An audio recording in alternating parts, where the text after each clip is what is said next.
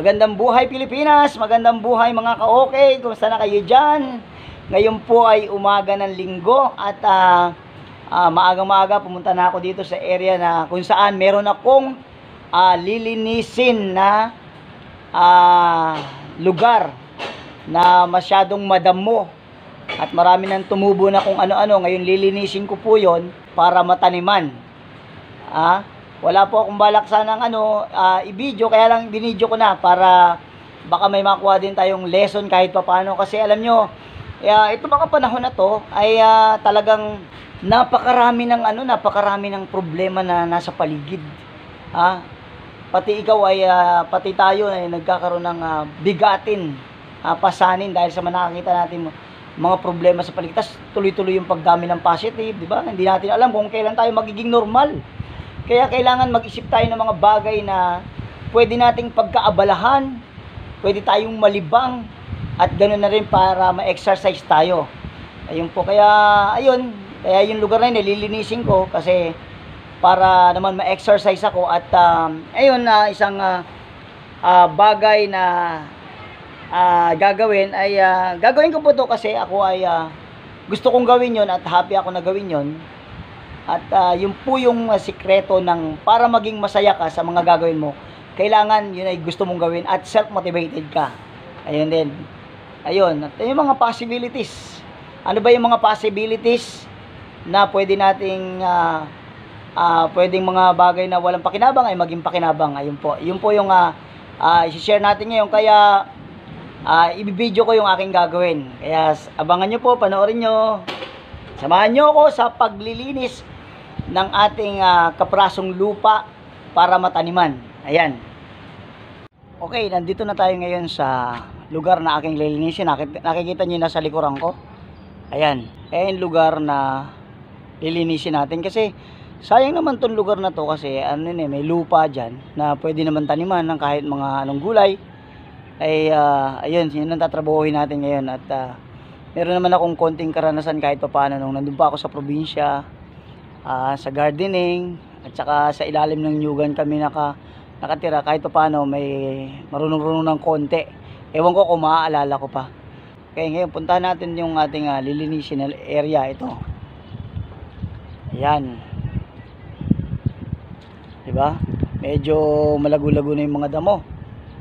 Talagang medyo mahirap na to. Okay? So ano ngayon yung ating mga gagamitin? Ito yung guantes, siyempre para hindi magputukan ng mga kamay dahil matagal-tagal na rin ako hindi nakakapagbungkal ng lupa. Meron tayong itak. Ayan. Ito yung bareta. Alam mo yung bareta, ayan. Ayan yung bareta. At meron din tayong kaprasong plastic para malay mo, 'di ba? Merong mga alupihan, may ahas, 'di ba? Kahit paano meron tayong panlaban. Ayan, okay. Ngayon sisimulan natin ang ating paglilinis. Sisimulan ko nang linisin ngayon yung So kailangan ng guantes. Kasi para may protection tayo. 'Di ba? Sa paltos, kailangan natin 'to para maiwasan yung paltos.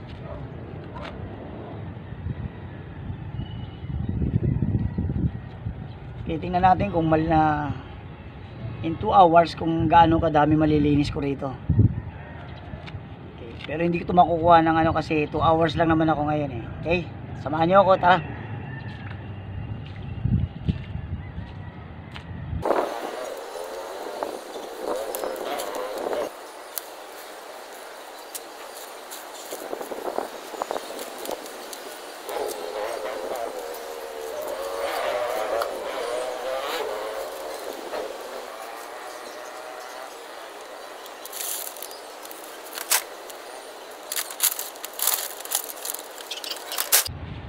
Medyo masakit sa likod pero kaya yan. A few moments later. Malapit na sa kalahati. Ay, lagpas na sa kalahati. Kita niya, di ba?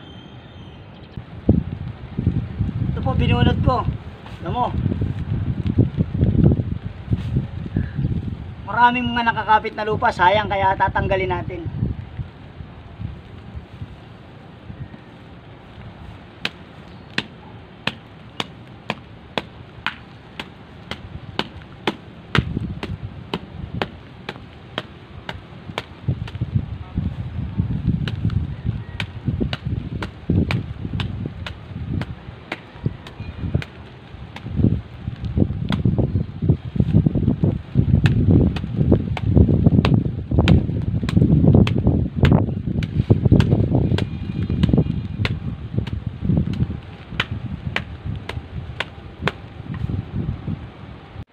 Umulan na, inabutan na ako ng ulan.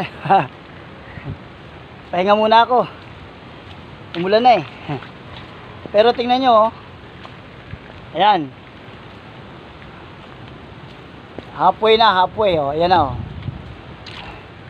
Hop. Silong muna tayo, lumalakas ang ulan. Sayang, sayang yung oras. Ah. Hey, hey, hey. Ah. Nakita nyo? Taas to ng building. Nandun yung lupa. Kaprasong lupa na pwede natin taniman. Yan. Nakita nyo yung tsura ko, oh.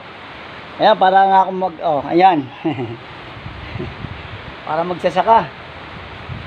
Ho, ho, ho, ho. Umulan na, inabot na ako ng ulan.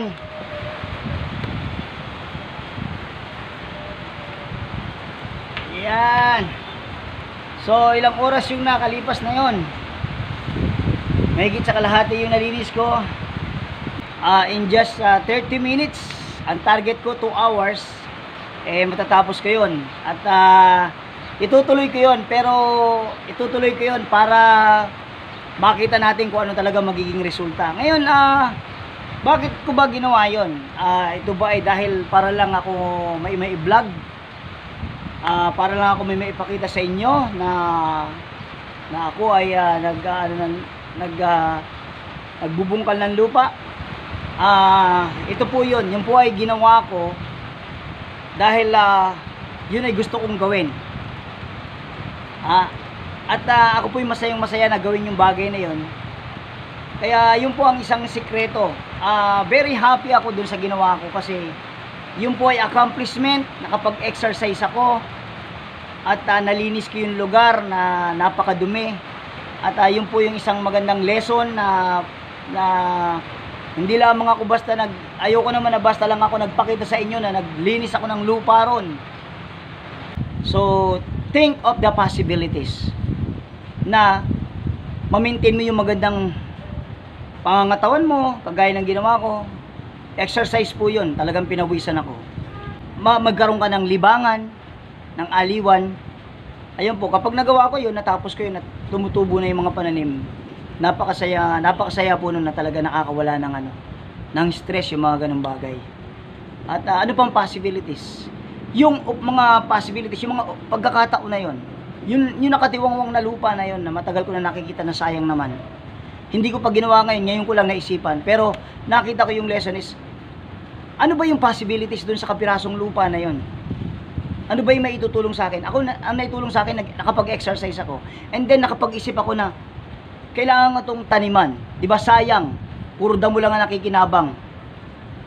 Ngayon, pwede naman pakinabangan ng tao. So, yung possibilities na, yung bagay na yun, ay pwede mong taniman ng gulay, at pwede mong kainin. So, yun po yung mga possibilities. Kahit po sa ating bahay, ano ba yung mga possibilities na pwede natin gawin, na pwedeng pagkaabalahan natin, at malibang tayo, at ma-exercise din tayo, at maging kapaki-pakinabang.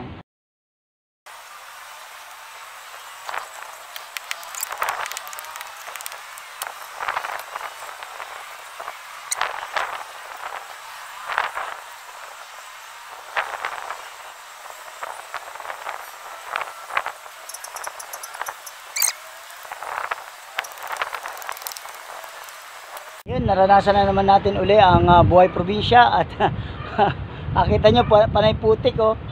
Ayan. So, ayun po. Napakadami mga kaya. Buti na nakagwantes ako. Ayan. At ito po, itong area na to, natanggalan na ng mga damo. Medyo matagal-tagal din. Pero, meron pa tayong gagawin dyan. Hindi pa natin pwedeng taniman agad-agad dyan. So, abangan natin yung susunod na gagawin pa natin dito bago natin mataniman. Okay? Ayun. Sana may natutunan kayo. Maraming salamat sa inyong panonood. At don't forget na i-share po yung ating video at mag-subscribe sa aking channel at i-like nyo na rin. Maraming salamat po. Mabuhay kayong lahat. God bless you all.